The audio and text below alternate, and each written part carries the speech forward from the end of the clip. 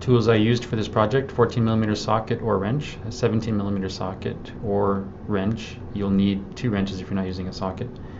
Torque wrench is highly recommended. Rent one from your local hardware store if you don't own one. Small amount of grease to get those bushings to fit in the metal cups.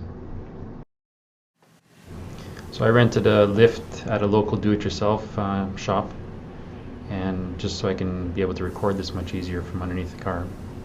If you're going to use a jack, make sure you use stands. Since I didn't have the use of a vise, I used the engine's mount, just putting the bolt back in just to hold the motor mount from moving around while I worked on that bolt that holds the bushings. Before you remove this bolt, make sure you check how far it's threaded into the nut in the motor mount, because you'll have to set it back to that exact same spot later on.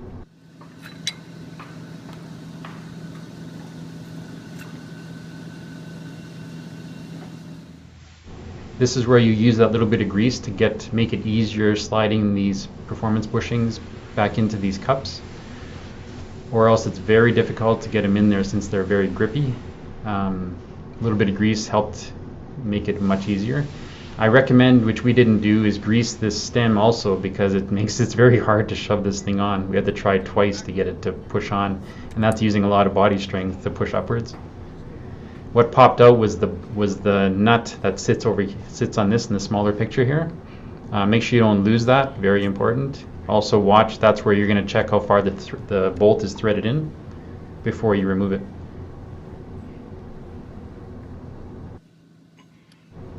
Pay attention to which way you slide on the motor mount with that cup, the metal cup. It has to be exactly this way. It won't slide into the frame if you put it on the wrong way, and you'll have to undo it all again.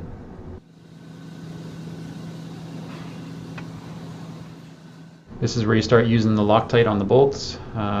Thread it up only to where you've seen the factory threaded up to into that nut we showed earlier. Do not tighten this all the way. You will break it.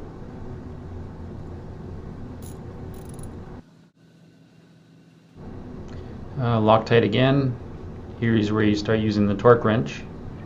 You need to torque this to Kia's specified 79.6 to 94 pounds per foot.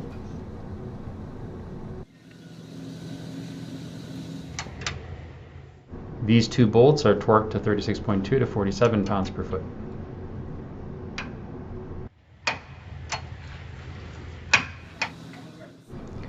Here's the final result.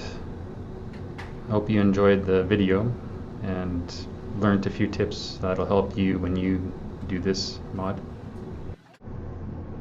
This mod took me about 40 minutes, but I had to stop a few times and redo it in order to record it on video. So probably about 20 minutes, half an hour at the most it would take you.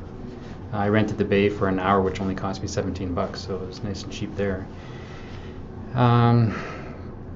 The feel is much better than my previous 2010 Kia Coupe there, the Forte Coupe.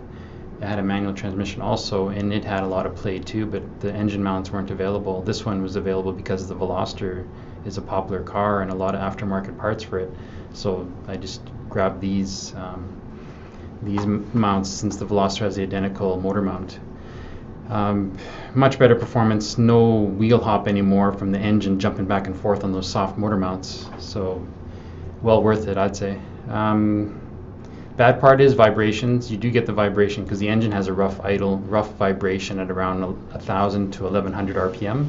So when you first start the car and it's cold, the engine's cold, it'll idle at that RPM, which kind of sucks. But once it warms up, it idles at 600 RPM, which you don't feel any vibration then. If your air conditioning is on and you're at idle at a stop sign or something, that's where it happens to idle also, is at 1100 RPM, so you feel the vibration. Once you're accelerating beyond that, no problem at all. It's nice and smooth. You don't feel it at all, any extra vibration compared to the stock. I love the feel. I always drive manual transmissions, and it's just a huge change. There's no more of that jumpy, when you're off and on the accelerator, you don't feel that clunk of the engine jerking around. So I really like it. I definitely put up the small amount of vibration and just to get that type of performance.